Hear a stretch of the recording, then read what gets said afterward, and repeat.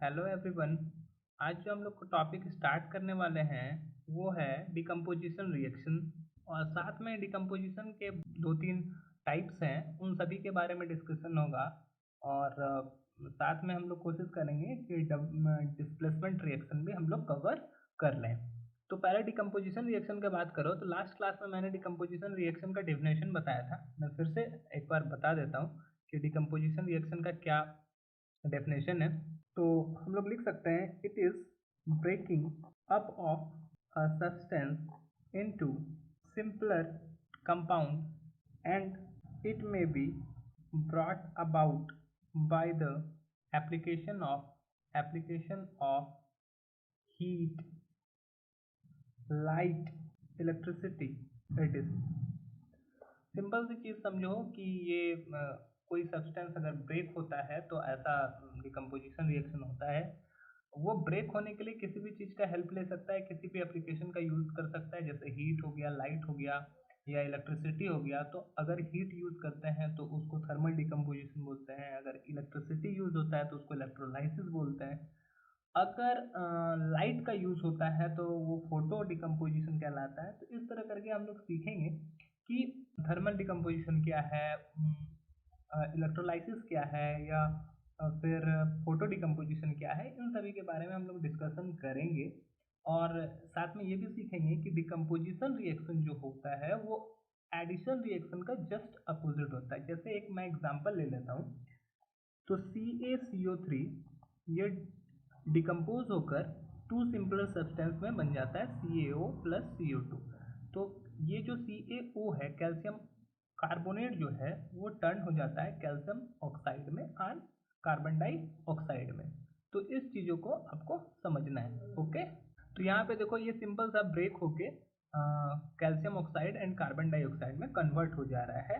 तो ये decomposition reaction का एक एग्जांपल है। अब डिकम्पोजिशन रिएक्शन अगर हीट के थ्रू होता है, that is called thermal decomposition. A decomposition reaction brought by heat is known as thermal decomposition. अगर हीट के प्रेजेंस में अगर होता है ना कोई भी decomposition reaction, that is called thermal decomposition.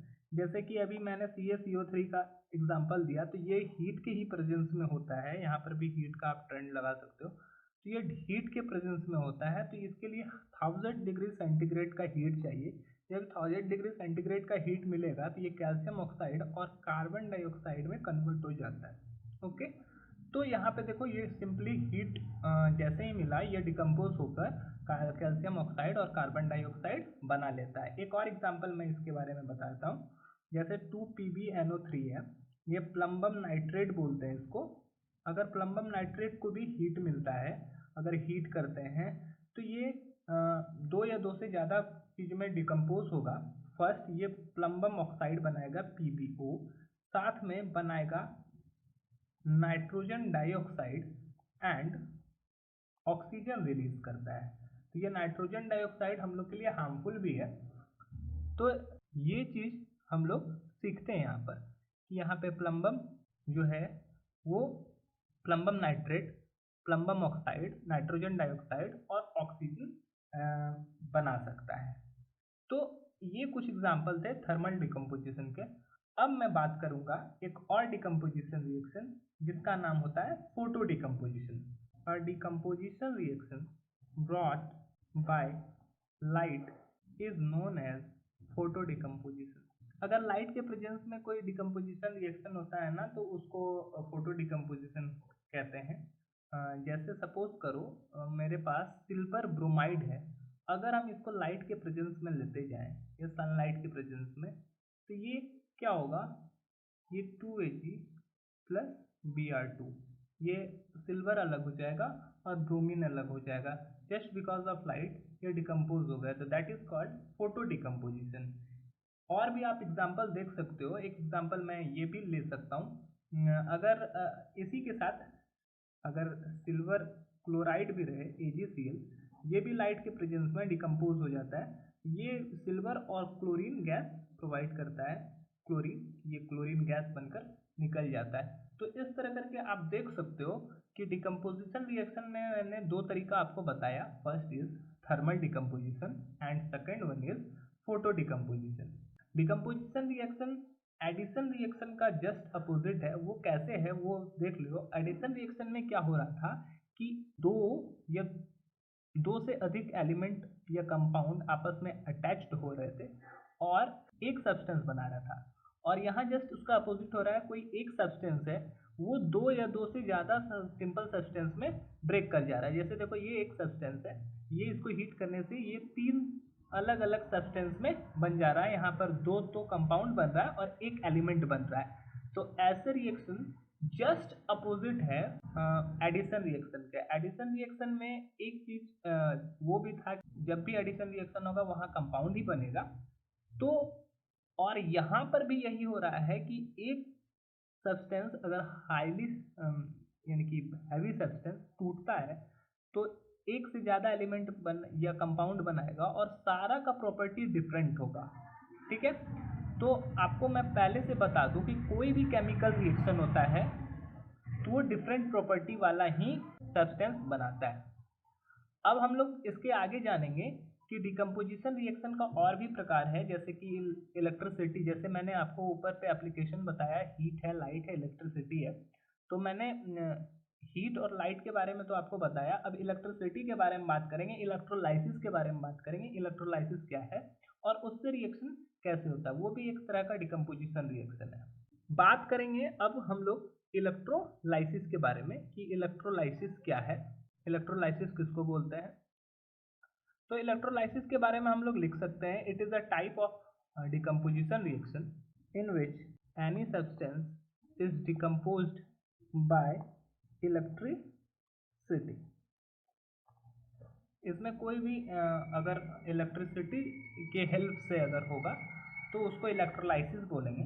Suppose करो कि वाटर है, आपके पास वाटर है 2H2O, तो वो वाटर मॉलिक्यूल अगर डिकम्पोज होता है, इलेक्ट्रिसिटी अगर मिलता है, इलेक्ट्रिसिटी मिलेगा तो वो हाइड्रोजन में और ऑक्सीजन में ये कन्वर्ट होगा। ये कैसे होता है उसके बारे में मैं आपको डिटेल से बताता हूँ। सपोज करो कि आप कैसे इस चीज को कर सकते हो। तो इलेक्ट्रिसिटी प्रोवाइड करने के लिए दो चीज चाहिए, एक एनोड चाहिए, एक कैथोड चाहिए। तो मैं एक एक्सपेरिमेंट आपको बता रहा हूँ, वो आप अप्लाई कर सकते हो। क्या करेंगे, एक मग लेंगे, ओके, और ये मग जो भी है इसमें वाटर आप भर सकते हो। तो इसमें क्या कर सकते हैं हम लोग, हाफ फिल्ड कर देते हैं वाटर से, और इसमें एक और चीज करते हैं, एक नीचे से इसमें यहाँ पर एक दो होल बनाते हैं और उससे इलेक्ट्रोड फिट करते हैं। अब इलेक्ट्रोड क्या होता है ये आपको पहले से ही पता होगा, नहीं पता है तो मैं बताता हूँ। करंट फ्लो कराने के लिए हम लोग को दो इलेक्ट्रोड का जरूरत पड़ता है। तो एक कैथोड होता है और एक एनोड होता है। मैंने दो इलेक्ट्रोड को इससे अटैच कर लिया, ग्रेफाइट से बना होता है। और क्या करेंगे ना कि एक दो टेस्ट ट्यूब लेंगे, टेस्ट ट्यूब पे पानी भर लेंगे। टेस्ट ट्यूब देखा होगा आपने, आप लैब में अगर गए होगे तो ऐसा दिखता है टेस्ट ट्यूब। ये टेस्ट ट्यूब में पानी भर लेंगे और इस पर जस्ट अपोजिट करके इसको ऐसे करके और इस पे भी ऐसे करके रखेंगे और इसमें इलेक्ट्रिसिटी पास कराएंगे। तो आपको देखोगे कि एक पे ज़्यादा बबल्स निकल रहा है और दूसरे पे कम बबल्स निकल रहा है कुछ देर के बाद। तो वो कैसे होता है वो मैं आपको समझा रहा हूँ। तो H2O जब लेते हो आप, वाटर मॉलिक्यूल्स लेते हो, इसमें जैसे ही करंट फ्लो करवाते हो ना, इलेक्ट्रिसिटी, इलेक्ट्रिक करंट, तो क्या होगा, ये पहले आयन में ब्रेक होता है। ये H2 जो है ये ब्रेक हो रहा है, ये 4H plus ion and 2O2 minus ion. ये कैसे होता है वो समझो कि एक हाइड्रोजन है, एक हाइड्रोजन एक पॉजिटिव आयन बनाता है। तो यहाँ पे total 2 to the 4 hydrogen ion है, तो 4 हाइड्रोजन आयन 4 प्लस आयन बनाएगा, ओके। और ऑक्सीजन जो होता है वो ऑक्सीजन, एक ऑक्सीजन एटम दो माइनस आयन बनाता है। तो यहाँ पे 2 ऑक्सीजन आइटम है, 2 ऑक्सीजन आइटम दो दो माइनस आयन बनाएगा, टोटल यहाँ पे भी 4 माइनस आयन होगा। फिर ये जाता है कैथोड पर। कैथोड पर क्या होता है ना, यहाँ पे पॉजिटिव आयन जो होता है इसको इलेक्ट्रॉन जो ये डोनेट किया हुआ है इसको इलेक्ट्रॉन वापस चाहिए।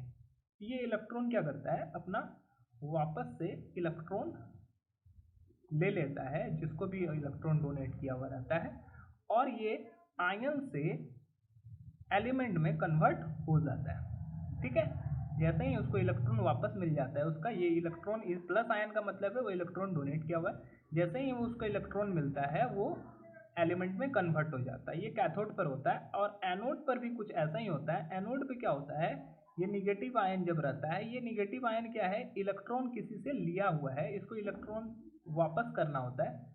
ये इलेक्ट्रॉन वापस करते हैं, तो इलेक्ट्रॉन वापस कैसे होता है, ये 4 इलेक्ट्रॉन वापस कर देते हैं।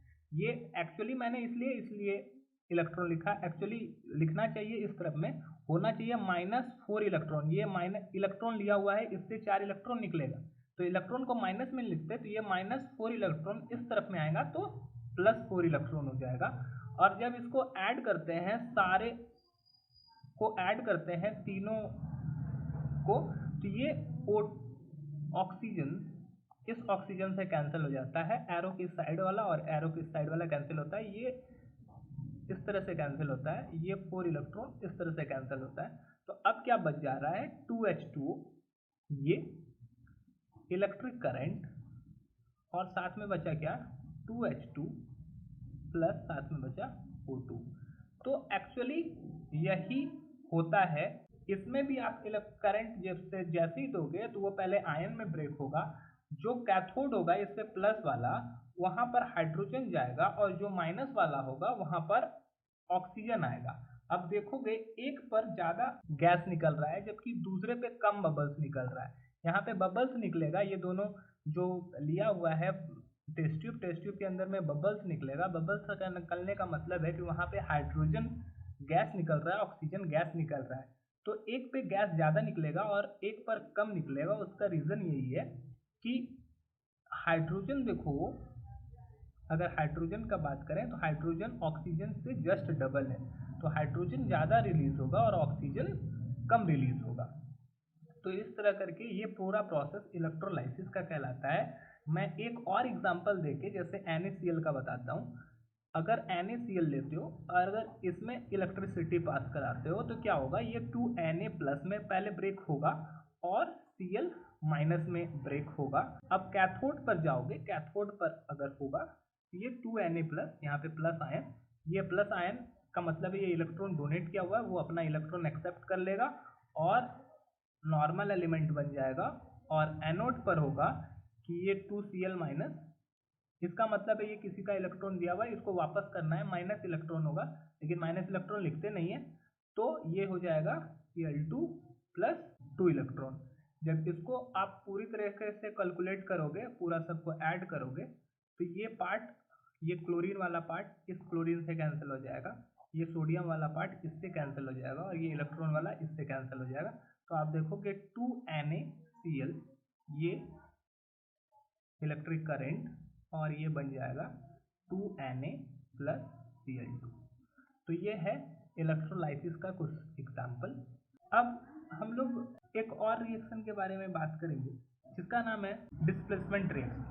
डिस्प्लेसमेंट रिएक्शन क्या होता है इसके बारे में जानेंगे, इसके डेफिनेशन के बारे में जानेंगे और इसके कुछ एग्जाम्पल को जानेंगे और इसके टाइप्स को भी हम लोग जानेंगे। ओके, तो हम बात करने वाले हैं डिस्प्लेसमेंट रिएक्शन की। डिस्प्लेसमेंट रिएक्शन, तो डिस्प्लेसमेंट रिएक्शन क्या है और इसको हम लोग कैसे समझ सकते हैं, इसके बारे में डिस्कशन होगा। इसके बारे में लिख सकते हैं या इसके बारे में हम लोग बोल सकते हैं, it involves displacement of one of the constituent of a compound by another substance and may be regarded as a displacement reaction। ठीक है, अभी क्या हो गया कि ये डिस्प्लेसमेंट रिएक्शन ऐसा होता है ना कि कोई कॉन्स्टिट्यूएंट है और उसको डिस्प्लेस करके कोई दूसरा सब्सटेंस आ जाए, तो that is called displacement reaction. In other word ये भी लिख सकते हो, in other word those type of chemical reaction in which more reactive element displace less reactive element. ये मेटल और नॉन मेटल दोनों में से किसी में हो सकता है, तो इसीलिए मैंने एलिमेंट यूज किया है। मोर रिएक्टिव मेटल भी हो सकता है, मोर रिएक्टिव नॉन मेटल भी हो सकता है, लेस रिएक्टिव मेटल भी हो सकता है, नॉन मेटल भी हो सकता है। कुछ एग्जांपल देख लो, 2 एग्जांपल मैं लेता हूँ। सपोज करो कि CuSO4 कॉपर सल्फेट रिएक्ट करता है फेरस के साथ, तो क्या होगा, यहाँ पे ये आफ्टर रिएक्शन ये फेरस सल्फेट बन जाएगा और ये कॉपर बन जाएगा। ऐसा क्यों होगा? क्योंकि CuSO4 कॉपर सल्फेट जब Fe से रिएक्ट करता है, इसका ब्लू कलर होता है, तो ये जैसे ही रिएक्ट करता है इसका कलर ग्रीन हो जाएगा। ये रीजन क्या है कि ये फेरस कॉपर को डिस्प्लेस कर देगा। रीजन सिंपल सा चीज है, मैंने पहले बताया कि Fe मोर रिएक्टिव है और कॉपर लेस रिएक्टिव है। ये मोर रिएक्टिव एलिमेंट अपने से कम रिएक्टिव एलिमेंट कॉपर को डिस्प्लेस कर देता है, तो यहाँ पे कॉपर डिस्प्लेस हो जाएगा और फेरस सल्फेट रह जाएगा। तो ज्यादातर केसेस में यही होता है।